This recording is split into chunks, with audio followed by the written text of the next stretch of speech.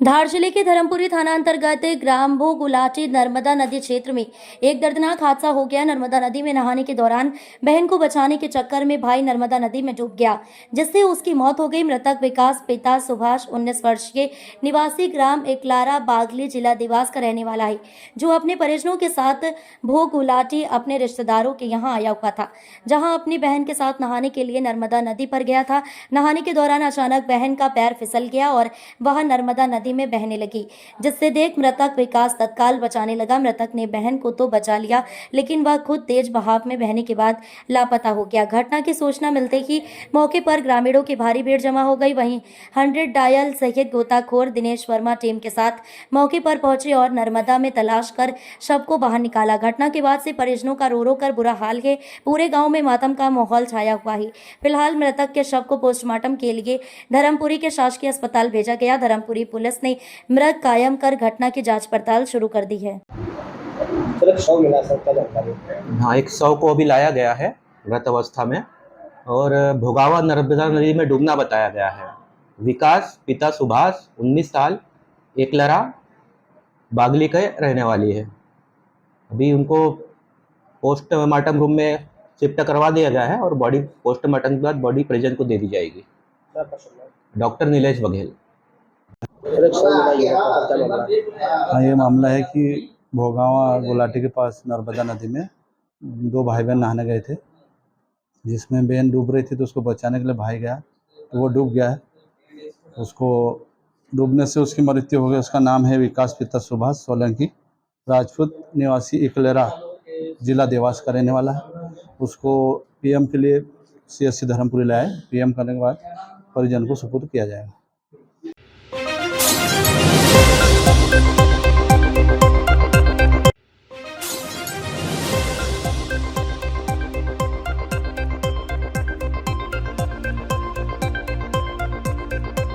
मध्य प्रदेश के इंदौर से राखी के त्योहार को देखते हुए एसडीएम ने खाद्य विभाग के अधिकारियों के साथ मिठाई दुकानों से लिए सैंपल। आगामी राखी के त्योहार को देखते हुए प्रशासन मिठाइयों और खाद्य सामग्रियों को लेकर सतर्क है, जिसके चलते एसडीएम राकेश परमार ने खाद्य विभाग के अधिकारियों के साथ मिलकर शहर की दुकानों के सैंपल लिए, जिसके अंतर्गत महू की प्रसिद्ध भंवरीलाल मिठाई वाले के यहाँ जब सैंपल लेने के लिए एसडीएम पहुंचे तो उन्होंने विवाद किया और सैंपल लेने में बाधा उत्पन्न की। इसके अलावा शहर में कृष्णा स्वीट सैंडविच सेंटर की भी एसडीएम ने जांच की, जहां पर बहुत सारी गंदगी पाई गई और खाद्य सामग्री में छोटे छोटे कीड़े भी मिले। यह कार्रवाई एसडीएम ने छावनी परिषद के अधिकारियों के साथ मिलकर की। परिणाम स्वरूप दुकान को तत्काल प्रभाव से सील कर दिया गया। एसडीएम राकेश परमार ने शहर क्राइम संवाददाता को बताया कि हमने खाद्य सामग्रियों के सैंपल ले रहे हैं और आगे भी अभी और कई मिठाई दुकानों के सैंपल लिए जाएंगे। मिठाइयों से संबंधित यदि कोई शिकायत पाई गई या लिया गया सैंपल खराब मिला तो दोषी पर सख्त कार्रवाई की जाएगी। सर, राखी का त्यौहार आ रहा है तो अभी आपके प्रशासन को फूड विभाग जो है क्या कार्रवाई कर रहा है? कलेक्टर साहब के निर्देश हैं कि आने वाले समय में राखी का त्यौहार है, बड़ी मात्रा में मिठाइयाँ बनती है, बड़ी मात्रा में मावा आता है, तो मिठाइयाँ और अन्य जो खाद्य सामग्री है उनकी सैंपलिंग ली जाए। फूड सेफ्टी की टीम इंदौर से आई और यहाँ का प्रशासन जो महू में बहुत सारी दुकानों की हमने सैंपलिंग ली गई। सर, शुरुआत कहाँ से गई? आज कितनी दुकानों को सील भी किया आपने? सैंपल कहाँ तो उठाए? शुरुआत भंवरीलाल से हुई, उसके बाद जयराम माली और तमाम दुकानें जो हैं उन पर सैंपलिंग ली गई। कितने लोग मिठाई की और इसके अलावा उनके सैंपल लिए गए?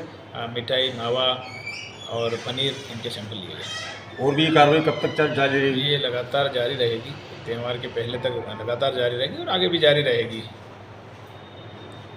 सर, सैंपल लेने के दौरान कोई वाद विवाद भी हुआ? दुकानदार ने ये बोला, कोई ऑब्जेक्शन वगैरह लिया है क्या किसी दुकानदार ने? जरूर, भंवरीलाल पे हुआ। उनके कोई मालिक आए थे, उनका कहना था कि भाई कैसे आ गए, कैसे ले रहे। तो प्रशासनिक की रूटीन प्रक्रिया है, वो जरूर बाधा उत्पन्न का प्रयास कर रहे थे, लेकिन ऐसी कोई बात नहीं हुई। उसमें हम लोगों ने जो सैंपल है वो लिए। तो ये तो सुनने में ऐसा भी आ रहा है कुछ वाद विवाद के अलावा कोई हाथापाई ऐसा झमाझटकी हो, ऐसा कुछ हुआ है? ऐसा कुछ नहीं हुआ। हाँ। केवल चूँकि जब कोई कार्रवाई होती है तो जो ओनर है वो विरोध करते हैं और इसी प्रकार का विरोध है। तो आनर क्या चाह रहे थे कि आप क्या उनकी दुकान से सैंपल ना लें? हाँ, उनका ये सोच थी कि भाई कैसे आ गया हमारी दुकान पे, कोई प्रशासन कैसे आ सकता है। अच्छा, तो फूड वाले भी थे उसमें? बिल्कुल, फूड सेफ्टी ऑफिसर थे। उन्होंने क्या क्या सैंपल लिया सर? सैंपल उन्होंने मिठाइयों के लिए, पनीर के लिए, मावे के लिए। सर कोई दुकान सील भी की गई है? एक जो दुकान है जो कृष्णा स्वीट्स और सैंडविच है, वहाँ चूँकि फंगस लगे हुए समोसे और तमाम गंदगी थी, तो कैंटोनमेंट के जो ऑफिसर थे उन्होंने दुकान सील भी की।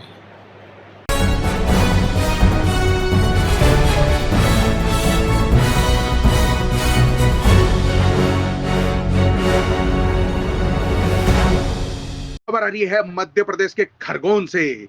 अवैध सुतली बम बनाने की फैक्ट्री पर पुलिस का छापा।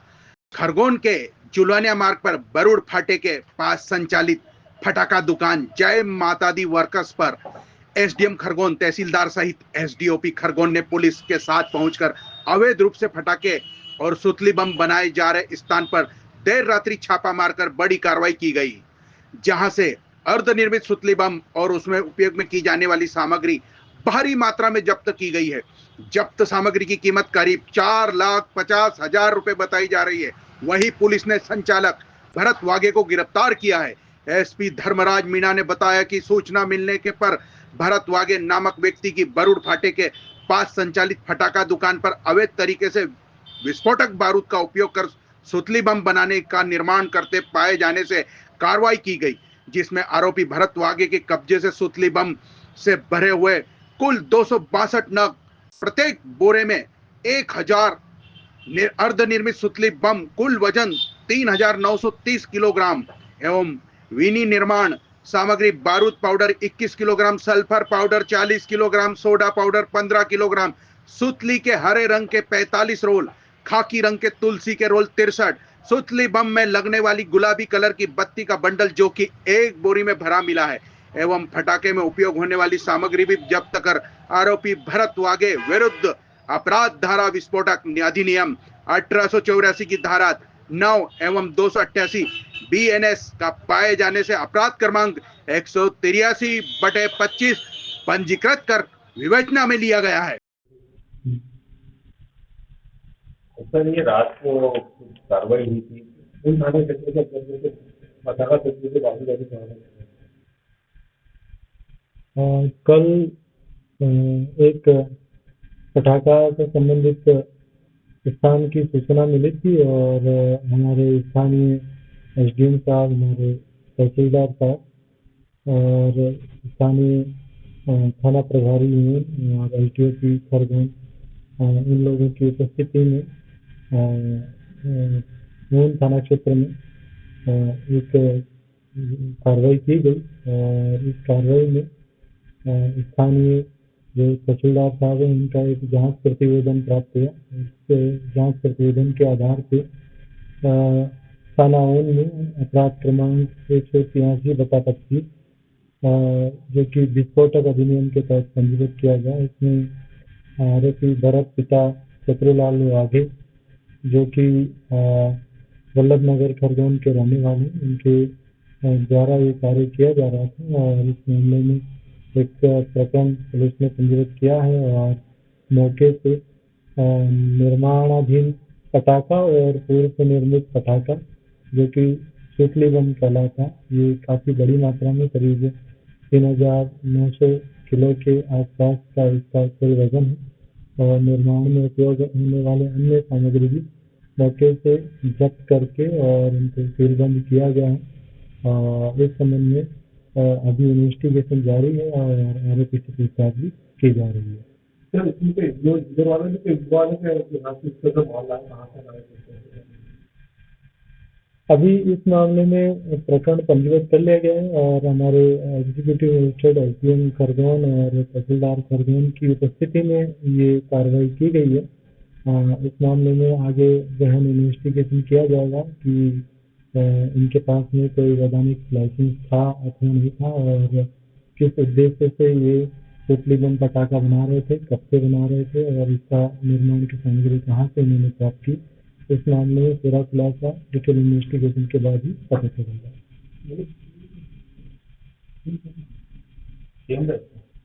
क्या पूछूं मैं तो बच्चे वक्त तो आ ही गया हूँ रोज का ही उनका वही था। बहुत देर की खबर लगा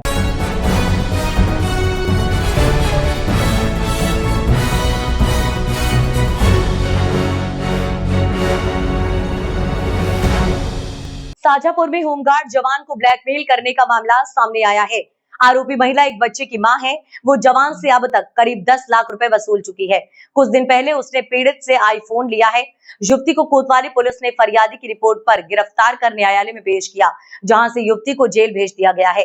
कोतवाली थाना प्रभारी संतोष सिंह बघेल ने बताया कि फरियादी अरविंद शर्मा को होमगार्ड शाजापुर में 2006 में अनुकंपा नियुक्ति मिली थी। करीब 2 साल पहले मार्च 2023 में अरविंद शर्मा की जान पहचान शाजापुर की एक युवती से हुई। दोस्ती बढ़ती गई और दोनों एक दूसरे से प्यार करने लगे। अप्रैल 2023 में युवती ने जरूरत बताकर पहली बार करीब 2 साल पहले मार्च 2023 में अरविंद शर्मा की जान पहचान शाजापुर की एक युवती से हुई। दोस्ती बढ़ती गई और दोनों एक दूसरे से प्यार करने लगे। अप्रैल 2023 में युवती ने जरूरत बताकर पहली बार 1000 रुपए मांगे। फरियादी अरविंद शर्मा ने उसके खाते में रुपए ट्रांसफर कर दिए। इसके बाद युवती फरियादी से जब भी मिलती उससे रुपए अपने खाते में ट्रांसफर करा लेती थी। इसी बीच युवती ने अरविंद शर्मा से आईफोन की मांग की। फरियादी ने जब इनकार किया तो उसने दोनों के बीच के रिश्ते और फोटो वायरल करने की धमकी दी थी और 5 लाख रुपए की व्यवस्था करने को कहा। युवक ने मना किया तो बोली अभी 500 रुपए ही दे दो। अरविंद शर्मा ने 500 रुपए उसके खाते में ट्रांसफर कर दिए। इसके बाद युवती ने फरियादी से कहा कि 5 लाख रुपए दो, नहीं तो दुष्कर्म का मामला दर्ज करा दूंगी, नहीं तो अपनी जान दे दूंगी। इसके बाद युवती लगातार धमकी दे रही थी। परेशान होकर फरियादी ने मामला दर्ज कराया था। फरियादी अरविंद शर्मा के द्वारा एक शिकायत आवेदन दिया गया था कि एक महिला ने उससे इंस्टाग्राम पे दोस्ती की है और दोस्ती करने के बाद उसने उससे पैसे की मांग करने लगी। तो 5 लाख रुपए मांगे थे और जो नहीं देने पर उसके द्वारा धमकी दी जा रही थी रिपोर्ट दर्ज कराने की। इस पे से फरियादी की शिकायत में हमने FIR दर्ज कर ली थी। इसके बाद हमने आज आरोपियों को गिरफ्तार कर माननीय न्यायालय पेश किया है, जिससे जेल भेज दिया गया।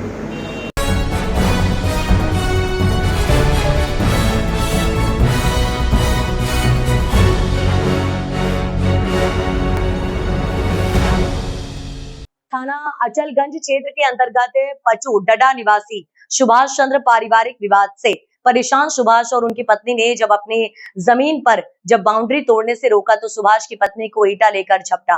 दर दर भटक रहा है सुभाष चंद्र ने थाने में तहरीर देकर न्याय की गुहार लगाई, लेकिन अभी तक नहीं हुई कोई सुनवाई। सुभाष चंद्र सूबे के मुखिया योगी आदित्यनाथ जी से गुहार लगा रहा है कि मुझे न्याय मिले।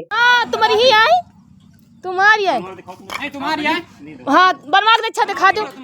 हाँ बनाओ, हम कम उम्र है तुम, अरे हम कम उम्र हो। भैया क्या नाम है आपका? हमारा नाम है सुभाष यादव।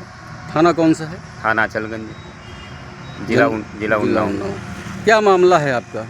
मामला हमारा ये है कि हमारे पिताजी 2 भाई थे, हमारे एक चाचा थे जी। तो चाचा जी आज के 50 साल पहले जब हम पैदा नहीं हुए थे तभी वो जो है प्रदेश चले गए थे, वहीं बाहर रहने लगे थे और उनके लड़के उड़के कभी यहाँ आए नहीं, कभी रहे नहीं।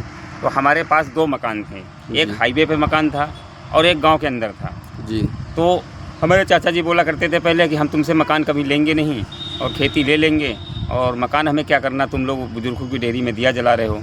अब उनकी डेथ हो गई है। डेथ हो जाने के बाद में अब उनके लड़के 5 हैं। डेथ कब हुई? डेट हुई थी आज के 10 साल पहले। तो उनके लड़के 5 हैं।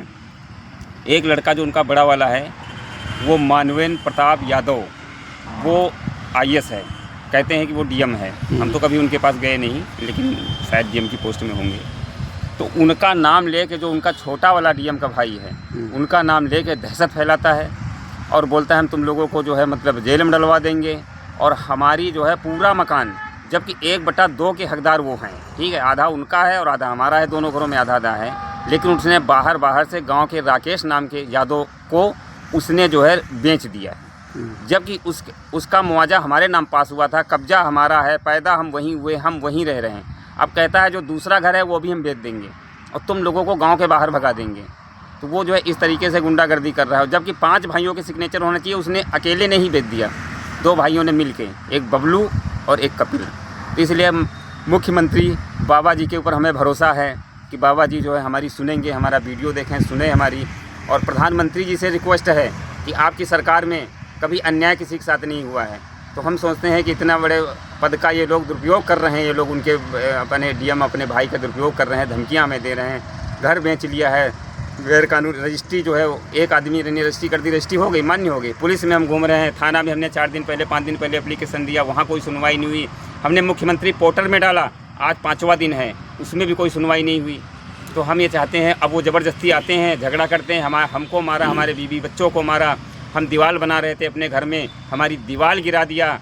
और तो हम उनसे बोलते हैं कि भाई हमारा हिस्सा है, तुम गांव के हो, तुम जानते थे हमें, और जानते बूझते हुए कि तुम मतलब हमारी ज़मीन हमारा घर कैसे खरीद लिया तुमने। फिर हमारी जो सबकी संपत्ति है तो सब भाई मिल के बेचेंगे तभी तो बिकेगी ना, अकेले कैसे बिक जाएगी। लेकिन एक आदमी ने वहाँ रजिस्ट्री कर दी जा करके। सरकार तो बाबा की है, बाबा की सरकार में गुंडे माफिया अधिकारी कोई गुंडा तो है नहीं। इसीलिए सर हम आपके माध्यम से बाबा जी को हम खबर देना चाहते हैं, प्रशासन को खबर देना चाहते हैं, जिला अधिकारी को खबर पहुंचाना चाहते हैं आपके माध्यम से, क्योंकि हमारी सुनवाई की जाए। हम गरीब आदमी को, हमको जो गांव से निकाला ना जाए, हमारा हक जो है तो राकेश गुंडई से घर हमारा तोड़ के बनवाने जा रहा है, तो हमारा घर बचाया जाए। 1/2 है, आधा हमारे चाचा के लड़कों का है, आधा हमारा है, तो आधा हमारा हमें मिलना चाहिए और पुलिस प्रशासन हमारी रक्षा करे। अगर हमारी जान को कुछ होता है तो हमारा भाई चचेहरा, कपिल और बबलू और राकेश गांव के आदमी जिस यादव ने ख़रीदा है, ये उसके दोनों लड़के, ये लोग हमारे बच्चों के, बीवी के, हमारे जान के मतलब जान के दुश्मन बने पड़े हैं, जान की धमकियां देते हैं। अगर हमारी जान को या हमारे परिवार को किसी को होता है कुछ, तो यही लोग जिम्मेदार होंगे, राकेश के दोनों लड़के और हमारा भाई कपिल और बबलू चाचा के लड़के। यहाँ गुंडा बन के रही, गुम्मा मरी है हमरे, मारी हो हाँ गुंडा बनी, हमारा जगह ले लिया हो, हमारा जगह ले लो। अरे बुलाओ ना, बुलाओ ना उनका। अरे दादा, अरे शांति, हाँ अरे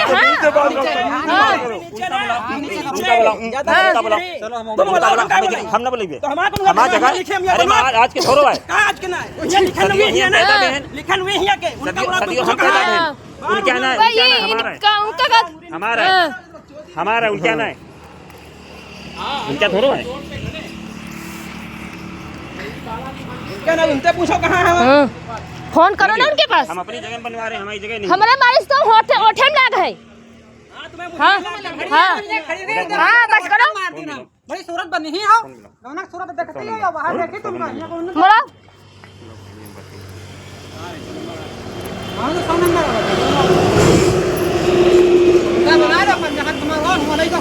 जाओ कागज ले आओ,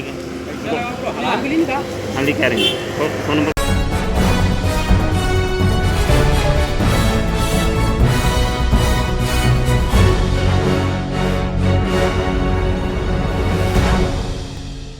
खरगोन में महेश्वर तहसील के ग्राम छोटी खरगोन में संचालित शासकीय कंपोजिट मदिरा दुकान इन दिनों मीडिया पर छाई हुई है, क्योंकि यहां आबकारी नियमों को ताक पर रखकर दुकान का संचालन किया जा रहा है। शहर क्राइम न्यूज द्वारा लगातार यहां हो रहे नियमों की खुलेआम उड़ाई जा रही धज्जियों का खुलासा किया गया था।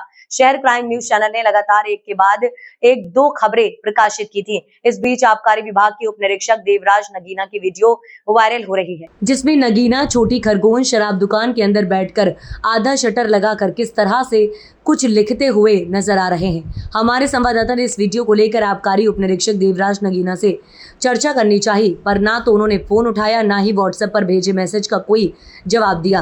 अब ये संदेह के घेरे में आ रहा है, जबकि दिन रात इस शराब दुकान पर शराब के साथ पानी की बोतल, चखने और डिस्पोजल उपलब्ध करवाई जा रही है। इस पर ना तो आबकारी विभाग ध्यान दे रहा है, ना जिला प्रशासन।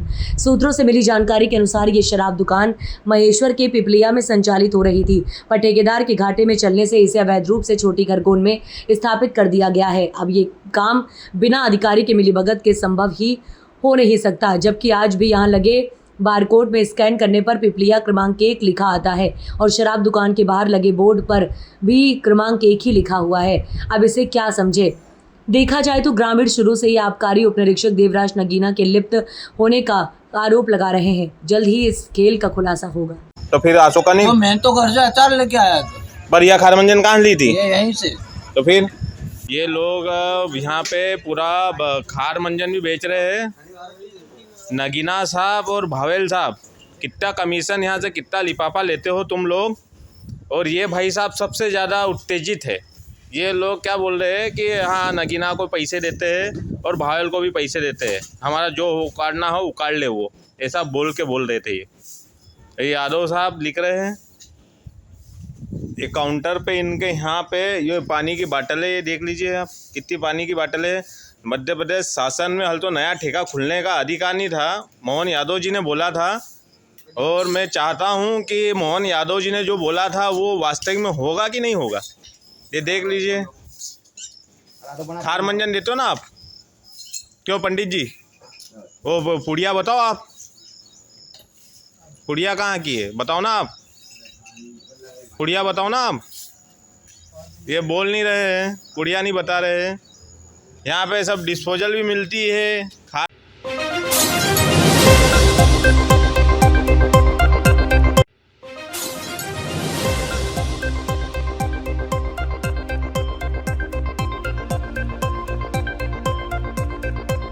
बड़ी खबर आपको बता दें, ग्वालियर से आ रही है। कांग्रेस के विजयपुर से विधायक मुकेश मल्होत्रा मध्य प्रदेश विधानसभा अध्यक्ष नरेंद्र सिंह तोमर के निवास पर पहुंचे ग्वालियर। आने का कारण बताया सहज और पुराने संबंध, विधानसभा अध्यक्ष होने के नाते आने की कही बात। कांग्रेस विधायक मुकेश मल्होत्रा के खिलाफ पूर्व वन मंत्री पूर्व विधायक विजयपुर रामनिवास रावत ने हाईकोर्ट में लगाई हुई याचिका, जिसमें रामनिवास रावत के द्वारा मुकेश मल्होत्रा पर चुनाव के दौरान चुनाव आयोग से आपराधिक जानकारी छुपाने का आरोप लगाया है। मुकेश मल्होत्रा के द्वारा रामनिवास रावत के द्वारा लगाई गई याचिका के खिलाफ सुप्रीम कोर्ट में याचिका खारिज करने की थी अपील। विधायक मुकेश मल्होत्रा की याचिका को सुप्रीम कोर्ट के द्वारा खारिज कर दिया गया। यूनिस खान, संभाग ब्यूरो, ग्वालियर।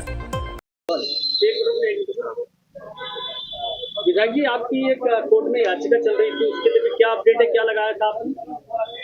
तो अभी हमारे विरुद्ध रामनिवास रावत जी ने एक याचिका लगाई हुई है, चुनाव को शून्य किया जाए, तो उनकी याचिका को हमने खारिज कराने के लिए आवेदन लगाया था माननीय सुप्रीम कोर्ट सर्वोच्च न्यायालय में और माननीय उच्च न्यायालय ग्वालियर में। तो जो हमारा आवेदन था वो निरस्त कर दिया। ये 28 तारीख को इसमें हमको जवाब पेश करना है, तो 28 तारीख को जवाब पेश करेंगे। आप नरेंद्र सिंह जी से भी मिलने आए, अभी क्या मुलाकात हो पाई, क्या कहा उन्होंने? नहीं, अभी तो मैं आके ही पहुंचा हूँ, अभी माननीय अध्यक्ष महोदय से मुलाकात हुई नहीं। अभी क्या चर्चा करना चाह रहे हैं?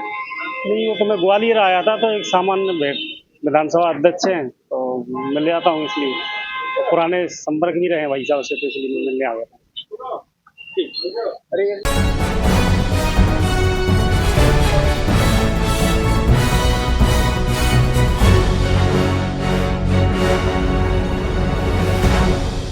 इंदौर जिले के ग्रामीण थाना क्षेत्रों में आबकारी विभाग और पुलिस द्वारा की गई कार्यवाहियों में जब्त की गई भारी मात्रा में अवैध शराब को मऊ के ट्रेचिंग ग्राउंड में बुलडोजर से नष्ट किया गया। नष्ट की गई शराब की कुल मात्रा 40,000 बल्क लीटर बताई जा रही है, जिसकी अनुमानित बाजार कीमत करीब 2 करोड़ रुपए आंकी गई। यह कार्रवाई जिला कलेक्टर आशीष सिंह और वरिष्ठ पुलिस व आबकारी अधिकारियों की उपस्थिति में की गई।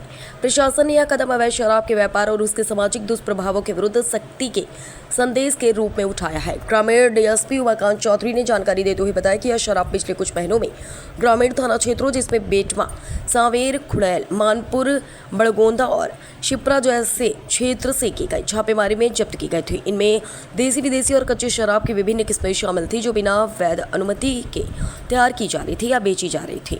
नष्ट करने की यह प्रक्रिया महू स्थित नगर निगम के ट्रेचिंग ग्राउंड पर की गई, जहां शराब के ड्रम और बोतलों को खुलेआम मैदान में एकत्रित किया गया और उसके बाद बुलडोजर की मदद से कुचलकर नष्ट कर दिया गया। प्रशासनिक अधिकारियों की मौजूदगी में पूरी प्रक्रिया की वीडियोग्राफी भी कराई गई ताकि पारदर्शिता बनी रहे और कोई आपत्ति न उठे। इंदौर ग्रामीण पुलिस के द्वारा पिछले कई वर्षों से थानों में जब्त शराब की नष्टीकरण की कार्रवाई महू ट्रेंचिंग ग्राउंड में कल की गई थी, जिसमें 40,000 बल्क लीटर शराब को नष्ट किया गया, जिसकी बाज़ार में जो अनुमानित कीमत है वो लगभग 2 करोड़ है। इसमें पुलिस प्रशासन और आबकारी के अधिकारियों की उपस्थिति में पूरी टीम के द्वारा नष्टीकरण की कार्रवाई की गई है।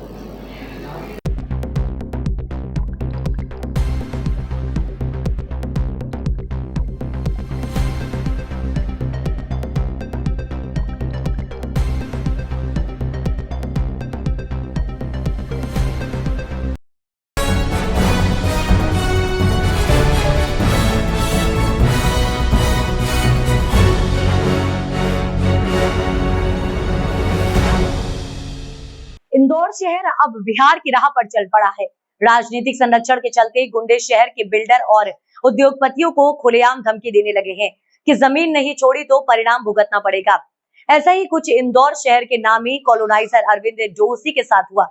अब वह बजरंग पालिया स्थित अपनी जमीन पर कॉलोनी काटने गए तो उनकी जमीन हथियाने की नियत से गुंडे उनके ऑफिस में घुस गए और हथियार दिखाकर धमकाया। फरियादी अरविंद जोशी द्वारा पुलिस के वरिष्ठ अधिकारियों से शिकायत की, लेकिन गुंडों ने शिकायत के दूसरे दिन फिर ऑफिस में घुसकर जान से मारने की धमकी दे डाली। दरअसल पूरा मामला इंदौर के तुकोगंज थाना क्षेत्र का है, जहां फरियादी अरविंद जोशी ने तुकोगंज पुलिस को शिकायत की थी कि बजरंग पालिया में करोड़ों की जमीन का है, जहां अरविंद जोशी द्वारा कॉलोनी काटी जा रही। कॉलोनी पर भारतीय जनता युवा मोर्चा के महामंत्री धीरज ठाकुर की नजर उस जमीन पर पड़ी तो नियत बिगड़ गई और कहा कि अब से यह जमीन हमारी है। फरियादी जोशी ने जमीन देने से इनकार किया तो धीरज ठाकुर ने परिणाम भुगतने की बात कहकर चला गया। उसके बाद धीरज ठाकुर द्वारा फरियादी के ऑफिस पर लगातार गुंडे भेजकर डराया धमकाया जा रहा है। फरियादी द्वारा तुकोगंज थाने पर शिकायत करने और सीसीटीवी फुटेज उपलब्ध करवाने के बावजूद पुलिस द्वारा अब तक कोई कार्रवाई नहीं की गई। फरियादी द्वारा इंदौर पुलिस कमिश्नर संतोष सिंह से मिलने के बाद वरिष्ठ अधिकारियों ने तुकोगंज पुलिस को मामला दर्ज करने को कहा, जिसके बाद पुलिस ने भारतीय जनता पार्टी के युवा मोर्चा महामंत्री धीरज ठाकुर पर FIR दर्ज की गई है। सर, भारतीय जनता युवा मोर्चा के महामंत्री धीरज ठाकुर के खिलाफ क्या शिकायत आई है? एक डॉक्टर अरविंद जोशी हैं जिनके द्वारा एक कंप्लेंट की गई है पैसे के लेन देन के मामले में। वो धमकाते रहते हैं। फिलहाल आवेदन की सत्यता की जांच के लिए उसको जांच में ले लिया गया है। जांच में आए हुए तथ्यों के आधार पर वैधानिक कार्रवाई की जाएगी। कौन आरोपी है? इसमें अभी जैसे धीरज ठाकुर का नाम बताया गया है और अभी इसमें चूंकि आवेदन जाँच जो दिया गया है उसकी जाँच की जाकर आवेदन पत्र की जाँच की जाकर उसमें जो भी आरोपी होगा उस पर कार्रवाई की जाएगी। किस तरीके का आवेदन किया गया? जैसा कि मैंने बताया कि उसके पैसे के लेन देन के मामले में धमकाने का आरोप उनके द्वारा लगाया गया है तो सत्ता की जाँच की जाकर FIR की जाएगी। इसके बारे में पता लगाया जा रहा है।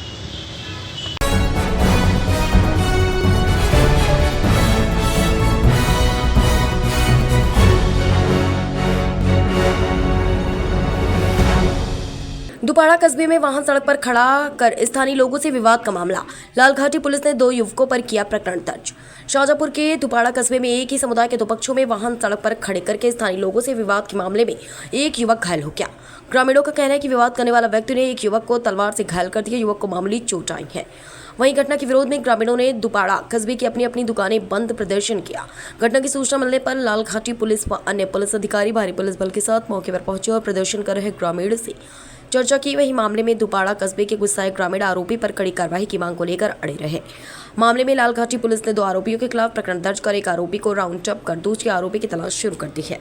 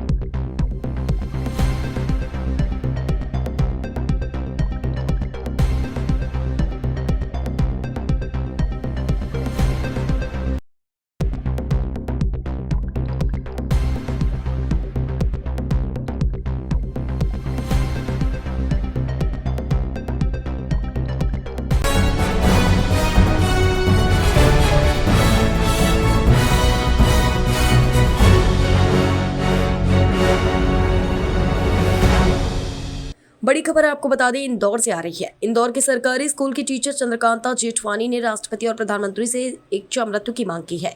चंद्रकांता ने अपनी जटिल बीमारी से तंग आकर इच्छा मृत्यु की मांग की है। बदले में प्रधानमंत्री कार्यालय से सामाजिक न्याय विभाग को अलर्ट किया गया और टीचर चंद्रकांता जेठवानी की मदद करने के लिए कहा गया। इंदौर के सरकारी स्कूल में पदस्थ 52 साल की शिक्षिका कुमारी चंद्रकांता जेठवानी को ऑस्टियोजेनेसिस इम्परफेक्टा नाम की दुर्लभ बीमारी है। उनका कहना है कि साल 2020 में डॉक्टर की गलत दवाई के कारण उनकी यह हालत और खराब हो गई। उसके बाद उन्होंने कई तरह के इलाज कराए मगर कहीं से कोई आराम नहीं मिला। अब बीमारी की आसानी दर्द से वह परेशान और इसके लिए उन्होंने भारत के राष्ट्रपति और प्रधानमंत्री को पत्र लिखा। पत्र में इच्छा मृत्यु की अनुमति चाही गई है। चंद्रकांता ने अपनी देहदान पहले ही कर दी है और अपनी वसीयत में अपने 6 छात्र छात्राओं के नाम बाकी संपत्ति कर दी है। सामाजिक न्याय विभाग की क्लिनिकल साइकोलॉजिस्ट रीना चंद बताती है कि हमें आदेश मिला है कि हम चंद्रकांता जी को समझाएं। उन्होंने बताया कि सामाजिक न्याय विभाग को उनकी हर संभव मदद करने पर विचार कर रहा है। प्रधानमंत्री मोदी दिव्यांगों के लिए कई तरह की नई योजनाएं ला रहे हैं। कई दिव्यांगों को उसका लाभ भी मिल रहा है। अब देखना है कि चंद्रकांता जेठवानी को किस तरह की मदद सरकार की तरफ से मिलती है और वे उससे कितना संतुष्ट होती है। उम्र बताइए और क्या करती है? कुमारी चंद्रकांता जेठवानी, एज 52 ईयर्स, शासकीय माध्यमिक विद्यालय जबरन कॉलोनी इंदौर में माध्यमिक शिक्षक के पद पे हूँ। क्या समस्या है? मुझे ऑस्टियोजेनेसिस इम्परफेक्टा डिसीज़ है। 24 फरवरी 2020 में डॉक्टर सौरभ गुप्ता द्वारा गलत गोली दिए जाने के बाद मैं वॉकर से चलने के काबिल तो क्या खुद से बैठने के काबिल भी नहीं रही। वो गोली मुझे रिएक्ट कर गई। 5.5 साल से मैं अति पीड़ा से गुजर रही हूँ। अब मुझसे बर्दाश्त नहीं हो रहा है। मेरी आंखें और शरीर दान करा हुआ है। मैं महामहिम राष्ट्रपति द्रौपदी मुर्मू जी से और माननीय प्रधानमंत्री नरेंद्र मोदी जी से इच्छा मृत्यु की चाहती हूँ। अच्छा, ये बताएं कि पहले आपके पैरों में क्या तकलीफ थी? पहले मैं सिर्फ तिरछा चलती थी। फिर सन 2000 में अकोला में मेरे 4 ऑपरेशन हुए। जो ऑपरेशन बिगड़ते चले गए तो मैं वॉकर से चलती थी, पर कोई समस्या नहीं थी। मैं साइड व्हील वाली एक्टिवा चला लेती थी। 19 साल से तक 90% स्कूल का काम मैंने अपनी एक्टिवा से ही किया है। आपकी जो समस्या है आपने कलेक्टर को या किसी को बताया? आज सामाजिक न्याय विभाग के भी लोग आए हैं। नहीं, मैंने 2017 में मोदी जी को इच्छा मृत्यु के लिए लेटर ज़रूर लिखा था, लेकिन वहाँ से मना हो गया। उसके बाद अभी स्कूल की जर्जर हालत हो रही है, तो इसलिए मीडिया आ रही थी, तो तब मैंने मीडिया को कांटेक्ट करा है कि मुझे इच्छा मृत्यु दी जाए। सामाजिक न्याय विभाग के लोग आए हैं। सामाजिक न्याय विभाग के लोग, दिल्ली से फ़ोन आया था कलेक्टर साहब को, ये सब मुझे ज्ञात हुआ है। आए हैं, उनके लिए बहुत बहुत धन्यवाद है मैडम का कि उन्होंने मेरी समस्या के लिए वो यहाँ तक आए। उनको कष्ट हुआ उसके लिए जी सर, मेरा एक फ्लैट था जो 19,21,000 में बिका कुछ साजिशों की वजह से। हालांकि वो 31 लाख की वैल्यू रखता था, लेकिन वो मैं 6 बच्चों के नाम डोनेट करूँगी। पहली वाली वसीयत मेरी खारिज हो गई। ये बच्चे स्कूल के हैं जिनको मैं पढ़ाती हूँ। अच्छा, किसकी साजिश थी? कौन था इसके पीछे? पहले तो एक कॉलोनी का व्यक्ति था, फिर आश्रम की केयर टेकर थी, आश्रम की पार्षद थी, फिर जिसने ख़रीदा उसने मुझे ऐसी कुछ गलत चीज़ें खिलवाई, गलत दवाइयाँ दी गई मुझे। 13 दिन तक मैं कोमा में थी आश्रम में, अमरलाल सेवा आश्रम में। उसके बाद मेरा मकान बिकते ही मुझ पे झूठा आरोप लगाया गया कि मैं डिशेस बनवा के खाती हूँ और मुझे निकल जाने को कहा गया। जब मैंने किराए का मकान ले लिया, 50,000 का सामान ले लिया, फिर कंचन गिरवानी जो वहाँ की मालकिन है और लालवानी सर भी वहाँ के मालिक है, फिर वो लोग अपनी बात से पलट गए और उन्होंने कहा जो कुछ लिया है वो यहाँ ला के दे दो आश्रम में, तुम तो यूँ भी सब कुछ डोनेट करती हो। पर मैं बहुत स्वाभिमानी हूँ, मुझे निकल जाने को बोला तो मैं वहाँ से निकल गई। शंकर लालवानी और कंचन गिदवानी हाँ, साजिशों में शामिल है। किस तरह की साजिश रची थी? मुझे वो हमेशा के लिए आश्रम ले गए और मेरा मकान बिकते ही मुझे वहाँ से निकाल दिया गया। और जैसे ही मैंने किराए का मकान ले लिया, सामान ले लिया, तो वो अपनी बात से पलट गए और बोला कि हमने ऐसा कुछ नहीं बोला है, आप तो यहीं रहो। उन्होंने इसलिए बोला क्योंकि वहाँ की केयर टेकर मेरे साथ आ गई थी। आप क्या चाह रही हैं? मैं इच्छा मृत्यु चाहती हूँ। मैंने तन मन धन सब इस देश की सेवा में अर्पित किया है।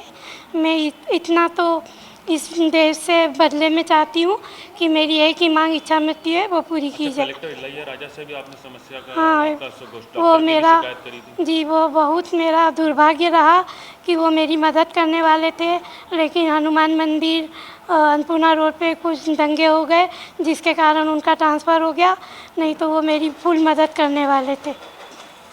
आपका नाम था? चंद्रकांता जेठवानी। मैं रीना जैन, मैं क्लिनिकल साइकोलॉजिस्ट हूँ। मैं सामाजिक न्याय विभाग से आई हूँ। ये बताएं, ये महिला कौन है, क्या नाम है, कितनी उम्र है और क्या चाह रही है? इनका नाम चंद्रकांता जी हैं और इनकी उम्र 52 ईयर्स हैं और ये एक प्राथमिक विद्यालय में शिक्षिका के पदस्थ पे रहे और ये इच्छा मृत्यु चाह रही हैं। क्योंकि इनको जो ऑस्ट्रेसिस पेराफेटा डिसीज़ जो होती है वो बहुत पेन होता है उसमें, तो वो असहनीय पेन होता है। इस वजह से उन्हें ऐसा लगता है कि को इच्छा मृत्यु मिलना चाहिए। आपको विभाग में भेजा है, किस तरह के हम लोग ये चाहते हैं कि ये अपने जो निर्णय लिया है इन्होंने इच्छा मृत्यु का, इसको निरसित करें, नहीं करें। हम इनको मोटिवेट करना चाहते हैं और हम इनको बताना चाहते हैं कि हम आपके साथ हैं, क्योंकि इच्छा मृत्यु किसी भी चीज़ का दर्द का सॉल्यूशन नहीं होता है और जीवन में हमें हर तकलीफ़ें सहन करनी पड़ती है। हालांकि जो मैडम को दिक्कतें हैं वो वास्तव में बहुत असहनीय पेन होता है जो उनसे वो गुज़र रही है। हम उनके इस भावना को, उनके इस संवेदना की हम लोग कदर करते हैं, लेकिन फिर भी हम ये चाहते हैं कि वो अपने जीवन को इन बच्चों के लिए, क्योंकि वो शिक्षिका है, तो इन बच्चों को मोटिवेट करे और अपना जीवन में जो तकलीफ़ें आ रही हैं, सामाजिक न्याय विभाग ये मदद करना चाहते हैं कि हम इनके लिए एक पूरा एक पैरामेडिकल इसकी मतलब मदद करें, जो कि इनके साथ फिजियोथेरेपिस्ट को हम कंसल्ट करें, एक और डॉक्टर्स को जो कि ऑर्थोलॉजिस्ट को हम लोग यहाँ पे लेकर आए हैं। मैं खुद केयर टेकर के लिए भी हम अभी मैडम ने बताया है तो ये मैंने लिख लिया है, हम हमारे सर को भी बताएंगे और हम ये एक प्रयत्न करेंगे कि इनके लिए अच्छी से अच्छी केयर टेकर का इंतज़ाम कर सके। ये हम लोग ये चाह रहे हैं कि इनका जीवन अमूल्य है, बहुमूल्य है, ये जीवित रहे और हमारे बच्चों के साथ सही शिक्षा प्रदान करते रहे। मेरा नाम रीना जैन, सामाजिक कल्याण विभाग से, क्लिनिकल साइकोलॉजिस्ट।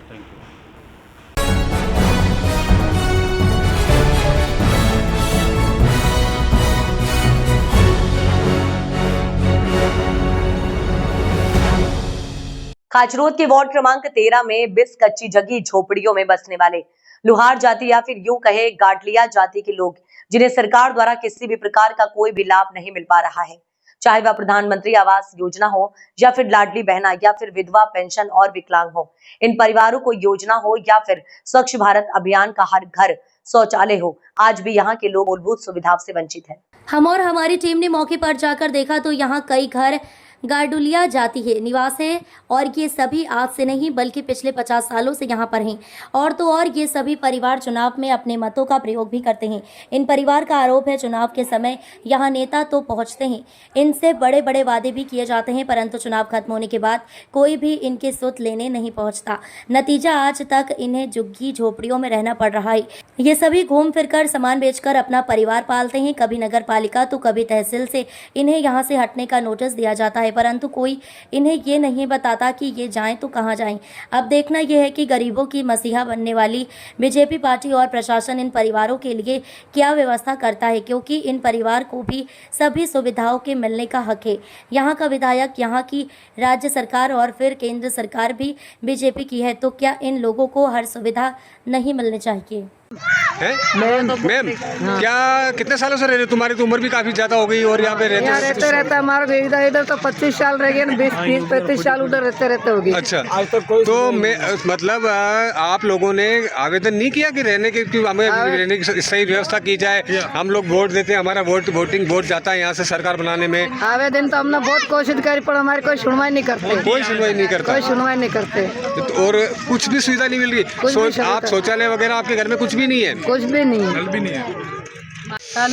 ताली भाई जो अभी आप यहाँ रह रहे हो, तो कोई सुविधा मिल रही है आप लोगों को? कुछ भी नहीं मिल रही, कुछ भी नहीं मिल रही, ना शौचालय वगैरह कुछ नहीं। तो आप लोग शौचालय कहाँ जाते हो? हम उधर जाते हैं दशहरा मैदान में, तालाब के पास। तालाब के पास खुले में जाना पड़ता है? खुले में। तो कोई सुविधा आपको सरकार की तरफ से नहीं दी जा रही? नहीं दी। और जैसे प्रधानमंत्री आवास योजना वगैरह आती है वो भी नहीं मिल रही? कुछ भी नहीं मिल रही। लाडी बहना योजना भी नहीं मिल रही? नहीं मिल रही। तो कहीं ना कहीं जो आप लोगों ने प्रशासन को मतलब अवगत करा था इससे बात, मतलब करा था। फिर क्या बोले वो लोग? वो ऐसे ही बोलते हैं कि हाँ देंगे देंगे देंगे, करेंगे करेंगे, करते करते ही मर गए। अच्छा, तो नहीं करते कोई किसी? कोई नहीं करते। चलो ठीक है। भैया क्या नाम है आपका? महेश चौहान। महेश, तो तुम यहाँ पे कितने सालों से रह रहे हो? यहाँ पर हमारे को सर 20 से 22 साल होगी। 22 साल से यहीं रह रहे हो? यहाँ पर रह रहे हो। तो जो सरकारी योजना जैसे प्रधानमंत्री आवास योजना, इंदिरा आवास योजना, जो भी सरकारी योजना है वो आप लोगों को मिलती कि नहीं मिलती? नहीं मिलती सर, कुछ भी लाभ नहीं मिलता हमारे को सरकारी। कुछ नहीं। और लाडली बहना योजना मिल रही किसी को? लाडली बहना योजना भी नहीं मिल रही सर। नहीं मिल रही? क्यों नहीं मिल रही? आप वोट नहीं देते क्या? वोट देते सर, वोट बिल्कुल बराबर देते हैं तो भी हमारे को कोई योजना नहीं मिलती है। अच्छा, वार्ड नंबर क्या है? Ward number 13 sir. 13 वार्ड में आता है ये। और जैसे अभी स्वच्छ भारत अभियान चल रहा था, उसमें शौचालय बना के दिए गए, तो उसमें भी बना के दिए गए आप लोगों को? शौचालय मतलब आवेदन हमने सब भरे, हमने कोई शौचालय का कोई लाभ नहीं मिला हमारे को। कुछ लाभ नहीं मिला? कुछ भी लाभ नहीं मिला सर हमारे को। तो मतलब आवेदन देने के बाद में भी आप लोगों को कोई सुविधा नहीं मिल रही है? सुविधा नहीं मिली सर। चलिए धन्यवाद। गन्नालाल जी।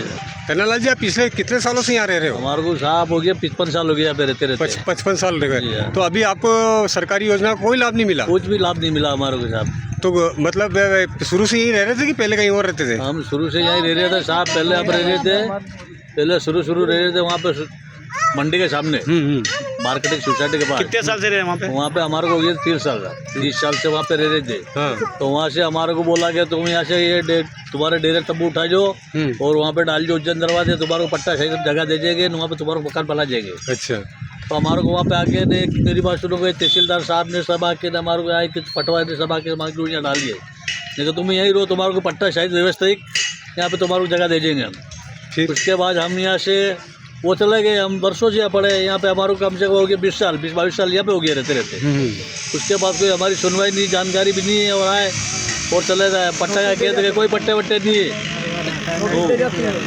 पट्टे वट्टे कोई नहीं है ना। कहते फिर बाद में चुनाव की टाइम पे खड़े हो जाते हैं तो चलो हमारे को वोट जो, हम तुम्हारे को पट्टे देंगे। अच्छा। वोट डालते, वोटिंग होती है आपकी? वोटिंग होती है साहब, हमारा वोटिंग होती है। कितने टापरे आपके? हमारे टापरे साहब 20-22 टापरे। अच्छा। तो मतलब कहने का ये है कि आप लोग 20 सालों से रह रहे हैं, तो प्रशासन को आपने आवेदन भी दिए हैं शायद, मेरे ख्याल से है ना, कि पट्टे देने के लिए।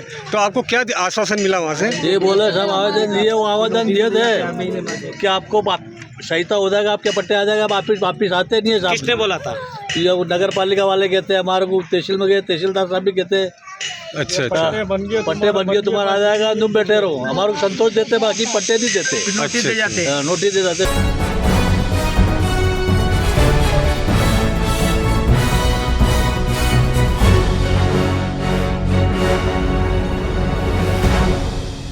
पीड़ित ब्राह्मण परिवार के घर दलबल के साथ पहुंचे सपा के पूर्व मंत्री तेज नारायण पांडे एवं आनंद सेन यादव की 50,000 रुपयों की आर्थिक मदद। बच्चों की शादी पढ़ाई में दिया मदद का पूरा भरोसा, कहा पूरी मदद होगी। पवन पांडे ने कहा भाजपा का कोई भी नेता मदद लेकर नहीं पहुंचा। पीड़ित के घर भाजपा केवल छलावा कर रही। ब्राह्मणों के साथ पूरी समाजवादी पार्टी पीड़ित के साथ समाजवादियों का कार्य बहुत स्वागत योग्य जो कर रहे पीड़ित परिवार की मदद। पूर्व मंत्री आनंद सेन यादव ने कहा पूरी समाजवादी पार्टी पीड़ित परिवार के साथ पढ़ाई में कमी नहीं आने दी जाएगी। बीकापुर विधानसभा के रघुपुर में सड़क दुर्घटना में बेसहारा कोई बेटियों को सहारा देने पहुंचे पूर्व मंत्री तेज नारायण पांडे, आनंद सेन यादव, सुमित तिवारी, ज्ञानेंद्र शुक्ला, पंकज पांडे समेत 50 समाजवादी के कार्यकर्ता एवं पदाधिकारी उपस्थित रहे। क्या है पूरा मामला? एक बहुत दुखद घटना घटी थी। रघुपुर निवासी स्वर्गीय लक्ष्मीकांत मिश्रा जी का हमारे सरजू नदी के पुल पर दुर्घटना हो गई थी और उनकी मृत्यु हो गई थी। उसमें उनकी साथ में कितनी उम्र थी बिटिया की? 7 साल की बेटी, 6 साल की। तो लक्ष्मीकांत मिश्रा जी का और बिटिया का देहांत हो गया था सरजू नदी के पुल पर दुर्घटना में। हमारे अयोध्या विधानसभा क्षेत्र पड़ता सरजू का पुल है। और उसके बाद कोरोना काल में उनकी पत्नी का भी निधन हो गया था, पिता भी मर गए, माँ भी देहांत हो गया, एक बेटी खत्म हो गई, 5 बेटियां हैं। 5 बेटियां हैं, छोटी छोटी 5 बेटियां। अभी आपने देखा 9th में हैं, पहली क्लास में हैं, 2nd में हैं। और एक परिवार बहुत ही दुखद स्थिति में है, बहुत ही पीड़ा में है। तो आज हम श्री आनंद सेन यादव जी, हलीम पप्पू भाई, रामचल यादव प्रमुख जी, मीसम भाई, संजय मिश्रा जी, सुमित भाई, हम सारे लोग, और रोनी पासवान जी, पूरी समाजवादी पार्टी आज इस दरवाजे पर आई थी। इस परिवार की हम लोगों ने आर्थिक मदद की है और बच्चियों की पढ़ाई लिखाई का पूरा जिम्मा लिया है। कि ये हर साल जो इनकी फीस फटा ड्रेस लगेगा पूरा मदद करेंगे, बेटियों की शादी में भी मदद करेंगे। और ये बेटियां जब तक जहां जितना पढ़ना चाहेंगी, हम समाजवादी इन बच्चियों को खूब अच्छे से पढ़ाने लिखाने का काम करेंगे। आज इस दरवाजे पर आकर हमने शोक संतृप्त परिवार को ये विश्वास दिलाया है। हमारे नेता श्रद्धेय मुलायम सिंह यादव जी कहते थे कि झोपड़ी में रहने वाले अंतिम व्यक्ति के भी चेहरे पर मुस्कान लाना है। हम समाजवादी को ये संस्कार दिया गया, कोई दुखित हो, पीड़ित हो, परेशान हो तो हम एक परिवार की तरह उस परिवार के साथ खड़े होते हैं।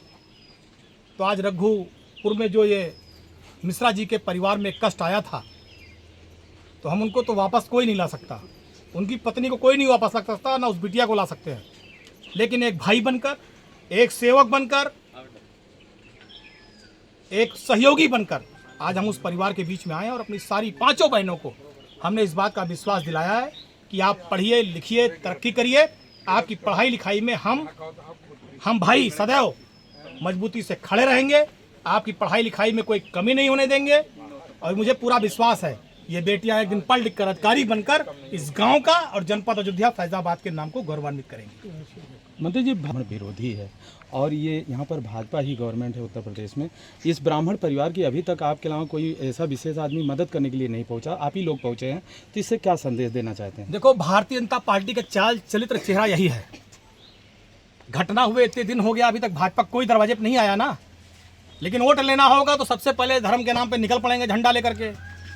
लेकिन इन बेटियों की सेवा, आप समझ लीजिए, बेटियां पढ़ लिख लेंगी, समझ लो हमने माँ भगवती, माँ लक्ष्मी, माँ सरस्वती की सेवा कर दी। हम इस संकल्प के साथ आए हैं। और आप भाजपा की बात कर रहे हैं, हमने अभी 2 दिन पहले इंटरव्यू दिया था कि भाजपा सरकार में विधायक, मंत्री, संतरी सब सिपाही और लेखपाल होमगार्ड के आगे गिड़गिड़ात हैं। कल कानपुर में क्या हुआ? राज्य मंत्री है ना शुक्ला, धरने बैठी तो कोतवाली में पानी बरसत रहा, क्यों पूछे वाला न रहा। उनके पति डिप्टी सीएम से बतियात रहे और वीडियो वायरल भवा, कहें कि आप हम लोगों के वो हैं और बताइए हम धरने बैठे हैं, गाली खा रहे हैं, क्या हम मंत्री बने हैं गाली खाने के लिए? तो यह जान लो, पंडित समाज भाजपा में खाली गाली खा रहा है, बेइज्जत हो रहा है, दुरदुरावा जा रहा है। समाजवादी पार्टी की सरकार रही, माता प्रसाद पांडे जी सर्वोच्च कुर्सी पर बैठते थे। ये स्वर्गीय जनेश्वर मिश्रा की पार्टी है समाजवादी पार्टी। पवन पांडे जैसे गरीब परिवार के आदमी को विधायक और मंत्री बना दिया गया। ये समाजवादी पार्टी है। किसी की हैसियत नहीं है सरकार में कि इस तरह बोल ले। यहाँ तो दरोगा गरिया रहा है इनके सबका। बहुत बुरी स्थिति है। कहवाओ ना, अगर कहवाए देवो तो ये भाजपा वाले सब सुन के, लेकिन इनके उस सेहत चमड़ी बहुत मोटी, फर्क नहीं पड़ता। ये रोज दरोगा सिपाही कमरा बंद करके गोड़ छुअत हैं और बाद बहरे आए कुर्ता टाइट कर लेते हैं। तो इनका चाल चलित चेहरा यही, कुछ कहना नहीं। जनता सब देख रही। 27 में इनके बर विदाई बाय, 27 में इनके बर विदाई है। अब देखो, जैसे अभी ऊर्जा मंत्री जो बयान देखे हो, वो कहीं बिजली नहीं आ रही, कहीं जय श्री राम। तो हम एक मिश्रा का धन्यवाद दी था बिजली मंत्री का कि जब जनता ने श्री राम के नाम पे वोट दिया तो जय श्री राम कई दिन। जब जनता सड़क के नाम पर, बिजली के नाम पर, रोजगार के नाम पर, महंगाई खत्म करने के नाम पर, बच्चों को स्कूल देने के नाम पर, शिक्षा देने के नाम पर, स्वास्थ्य फ्री देने के नाम पर वोट करेगी तो इनके पानी भर देगी। और मुझे उम्मीद है 27 में जनता ये पाठशाला बंद करने वालों को हटाएगी, मधुशाला खोलने वालों को प्रदेश से बाहर भगाएगी और श्री अखिलेश यादव को इस प्रदेश का मुख्यमंत्री बनाकर हर बच्चे को रोजगार, हर बच्चे को शिक्षा, अच्छी स्वास्थ्य व्यवस्था फ्री में, 40 तरह की जांचें फ्री थी, 1 रुपए का पर्चा था। आज लूट मची है हर तरह। ये सारी लूट हम खत्म करेंगे। समाजवादी पार्टी लूट खत्म करेगी। अखिलेश यादव जी मुख्यमंत्री बनेंगे। उत्तर प्रदेश में खुशहाली और तरक्की आएगी।